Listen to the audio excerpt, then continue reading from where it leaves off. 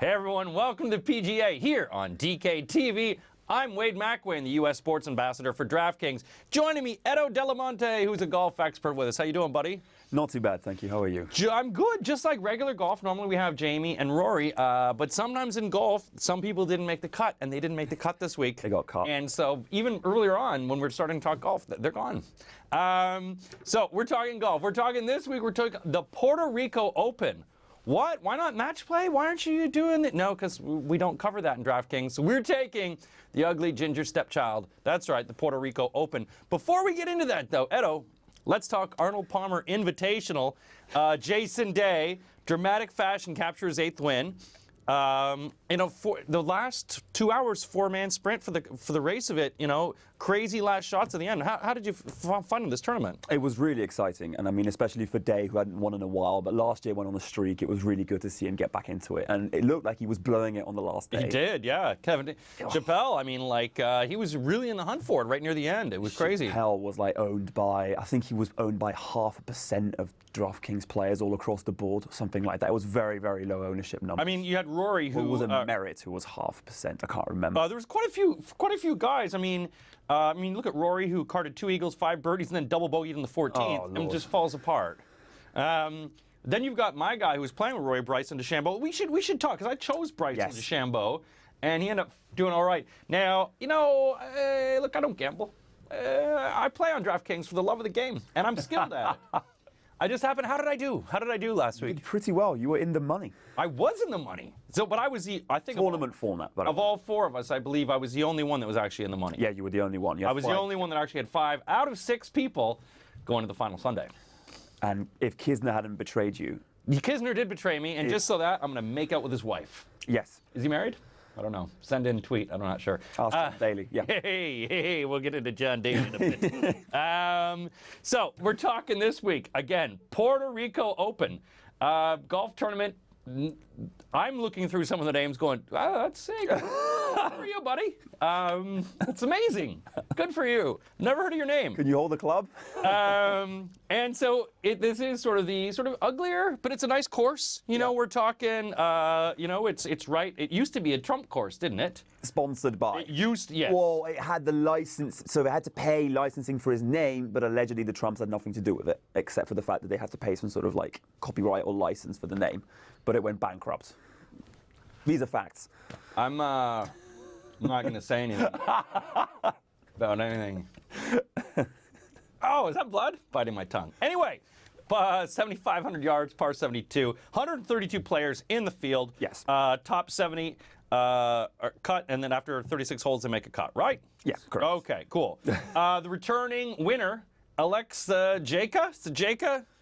Checker, I think. But, I mean, yeah, he's not going to win again. But let's take a look. How do you describe this course? What do you think about this course, then? Yeah, so it's another tough one. The last 4 holes particularly, the 15th and I believe the 18th are both par 5s in the 600 kind of range. The 15th in particular has loads of bunkers. So if you miss the first fairway shot, you're in bunkers on both sides of the fairway, and they're all quite difficult. Again, yeah, lots of bunkers, small greens in some situations, so it'll be the kind of course where driving accuracy is really key. And the weather's supposed to be pretty crap this weekend, too. They're saying it's supposed to be rain, probably chance of rain. Yeah, like on the Friday. And a little moist. So it's going to be hard, especially when you got that kind of humidity when you're hitting a ball into that. Because humidity does affect the ball when you're playing. Yeah, absolutely. It's huge. And then aerodynamics, all of that kind of thing. And you've got the wind as well. The wind will always be between, I believe it's 14 and 17 miles per hour. So those are ideal conditions. But last year it rained and it threw everything out of kilter. So you want to look into that. And I actually have been to this golf course before, and it's beautiful. It's absolutely gorgeous. I've been to Puerto Rico many times. Thank you very much, Puerto Rico. And so let's start talking picks. Now, the other 2 guys are not here. They've given me their picks, and unfortunately, all other guys have been cut already. So let's get into Edo's and my picks. 6 picks. This is the way DraftKings work for daily fantasy golf. 6 players, 50 grand. You have to choose the players you think are going to make it through this tournament. So you want to make sure that you're going to choose that top 70 or guys in the top 70 going through, making it through to the final. So there's a lot of names. I don't know. I'm taking a punt on some people. That's what you're going to do. But we'll start out with who do you got your first name? Who's your first guy you got picked for this weekend, Edo? Patrick Rogers. Okay, yes. He's the cousin of Buck. Yes, Yes, absolutely. He's in the And 21st Aaron. century. But- Pat Rogers. Yeah, divisive, like Buck. I mean, that's the thing. He was good last week, but generally has been terrible of late, and he's been everyone's sort of fancy pick to make it. And I think because of that, people hate him. I want to get even more contrarian with my picks. Okay. And I believe this will help because we saw a lot of the old P-Rod last week. So we saw him get back into sort of the good shape, the good form, rather, should I say. For example, 70% greens and regulations. He was 7 under on par 5s. There are 4 par 5s on this course, so I think that he could do really well. And I think the price is quite reasonable. And he looks like the kind of How guy. much is the prices yet? He is at 10 and 6, I believe. So he's So in he's the sort of- 10K yeah. range anyway. Yeah. So it'll be. So that's your first pick is Pat Rogers. Yeah. I'm going to go with my first pick now because I'm in this too. Ian Poulter. Yeah. 10,300. Yeah, sure. He's hasn't had any high finishes lately, and sure, he's missed quite a few cuts, and sure, he hasn't won a tournament since 2012. But there's nobody in this tournament, and also sure, he's also on reserve to potentially play in Texas, Yeah. which means he could just be yanked at any point. Should I invest my money? Why not? I've invested my money in so many bad girlfriends. Ian Poulter, you're coming home with me. He's got attitude. He So. does have attitude, and I like that. I like to tame him. You know, I like a scratcher. So let's go into your second pick then, Edo. Yeah, so George Coetzee. Okay. Going to be a very South African flavour Yes. to it. And Coetzee is one of them. And so I was talking to Sergio about this earlier. You don't just want guys who are going to come top 10 at those kinds of prices. You want people who you think can actually win. Sure. And I see a couple of wins of late, like in Barracuda 15, Tampa Bay 14. So he can actually come to these small tournaments and not just be a favourite because he's better than the rest of the field. Yeah. And his stats, since he's not played a heck of a lot of PGA, he's played more European stuff, he won't necessarily be as highly owned because he will have a little bit of the Willett factor. When Willett came in like 2 weeks ago and came tied for third, or he was top 5 anyway. He hadn't played a lot of PGA he hadn't played any Florida swing until then. So I'm hoping that will go in his favour. He is, I believe, exactly 10K. 10K, So yeah. I So it's some really big hope- money already. So you got Yeah. the Coetzee, little Coetzee going on. Right, too. I've spent big money on my second pick. Good Canadian guy right here, Graham DeLate. Yes. $11,000. And also, the best beard in golf. Seriously, the best beard in golf. Played pretty good. 5th place at Valspar. He's won 3 Mackenzie Tour victories. And also, I think he's a good enough hitter in a lack of a field. This guy is playing good golf. I say Graham DeLate, and I'm choosing a fellow Canadian.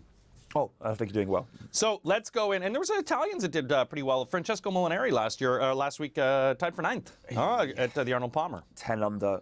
I'll admit this, like, I looked at him in the list and just laughed. I went, 7-3? No way, Jose. Yeah, so It's Francesco. from the experts. It's not Jose, it's Francesco.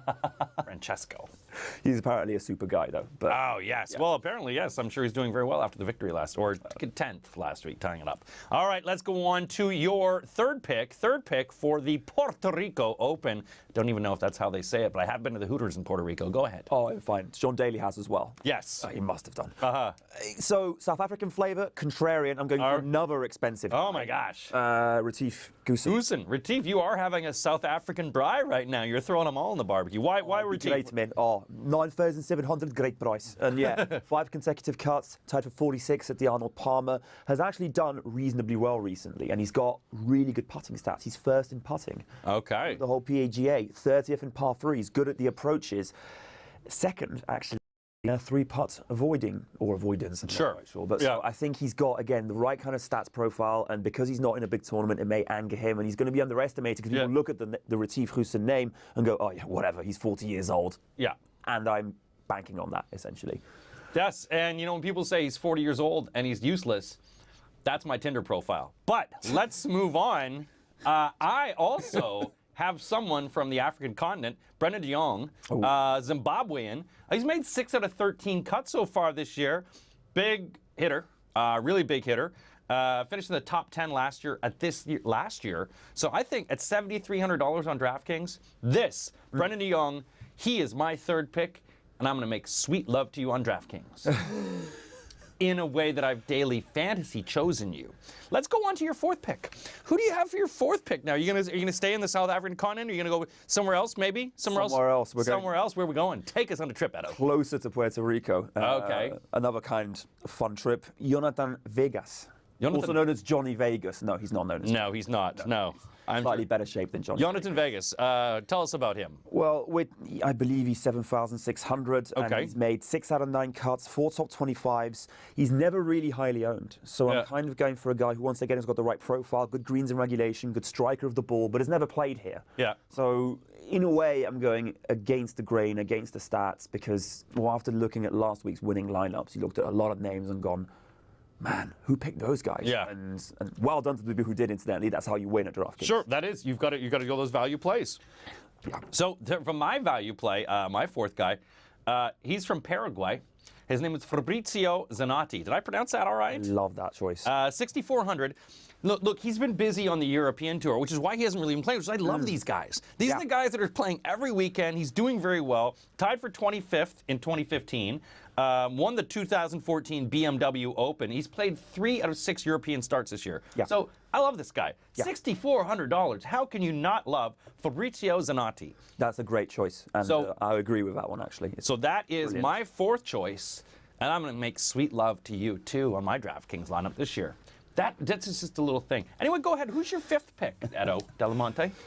We move on to Greg Chalmers. Oh, got to get me some Chalmers. We get some Chalmers at 6,100, Okay. 7th in Louisiana.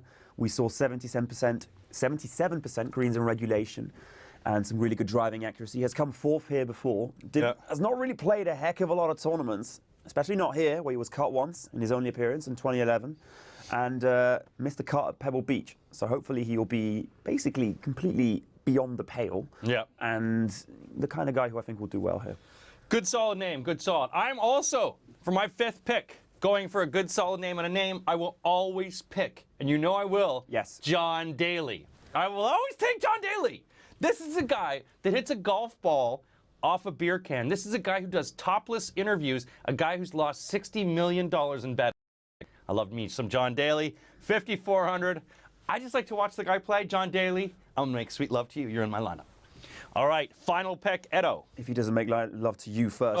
You know what? He's a big hitter, and let's not get this dirty. Go ahead. Who you got, Edo? Who's your sixth pick? Henrik Norlander. Oh my! Have you chosen anyone from America? Maybe one guy. Just Chalmers, right? Oh my God, yeah. I've been. You've been anti-America.